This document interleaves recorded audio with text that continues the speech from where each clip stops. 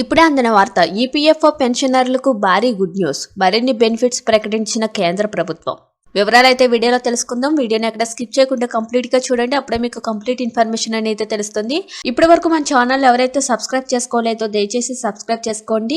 Subscribe చేసుకోవడం వల్ల ప్రభుత్వం నుంచి వచ్చే ముఖ్యమైన అప్డేట్స్ అన్ని కూడా ముందుగానే మీకు తెలియజేయడం జరుగుతుంది. అదేవిధంగా లైక్ చేయడం మాత్రం మర్చిపోకండి. లైక్ చేయడం వల్ల ఇలాంటి ఇంపార్టెంట్ ఇన్ఫర్మేషన్ చాలా మందికి రీచ్ చేసిన వాళ్ళు మొత్తం. ఇంకా లేట్ చేయకుండా వివరాల్లోకి అయితే వెళ్ళిపోదాం. ఈ ఎంప్లాయీస్ ప్రొవిడెంట్ ఫండ్ ఆర్గనైజేషన్ ఉద్యోగుల పెన్షన్ స్కీమ్తో అనుబంధించిన పెన్షనర్లకు కొత్త సంవత్సరం పెద్ద ఉపశమనం కలిగించింది. ఈ రోజు నుండి పెన్షనర్లు దేశంలోని ఏ బ్యాంకు నుంచి లేదా ఏ బ్రాంచ్ నుంచి అయినా ఏ ప్రదేశం నుంచి అయినా తన పెన్షన్ను తీసుకోవచ్చు. పదవి విరమణ తర్వాత స్వగ్రామంలో నివసించే వారికి ఇది చాలా సౌకర్యంగా ఉంటుంది. కొన్ని రోజుల క్రితం ఉద్యోగుల పెన్షన్ స్కీమ్ 1995 కోసం కేంద్రీకృత పెన్షన్ చెల్లింపు వ్యవస్థ ప్రతిపాదనను కార్మిక ఉపాధి మంత్రి Mansukh Mandaviya EPFO central board of trustees chairman ఆమోదించారు.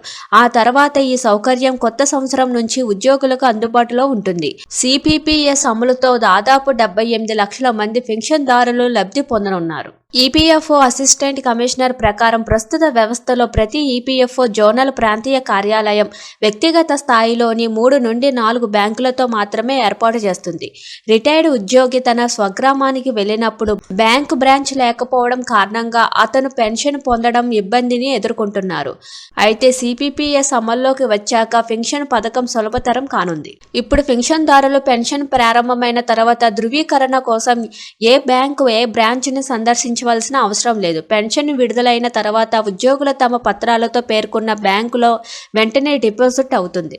ఒక పెన్షనర్ బ్యాంకు లేదా బ్రాంచ్ని బదిలీ చేసినా లేదా మార్చినా ఆందోళన చెందవలసిన అవసరం లేదు. ఎందుకంటే సిపిపిఎస్ భారతదేశం అంతటా పెన్షన్ పంపిణీకి హామీ ఇస్తుంది. ఎందుకంటే ఒక కార్యాలయం నుండి మరొక కార్యాలయానికి పెన్షన్ చెల్లింపు ఆర్డర్ బదిలీ అవసరం లేదు. కొత్త విధానం అమల్లోకి రావడంతో పెద్ద మొత్తంలో పెన్షన్ చెల్లింపు ఆదాయం అవుతుందని ఈపీఎఫ్ఓ భావిస్తుంది.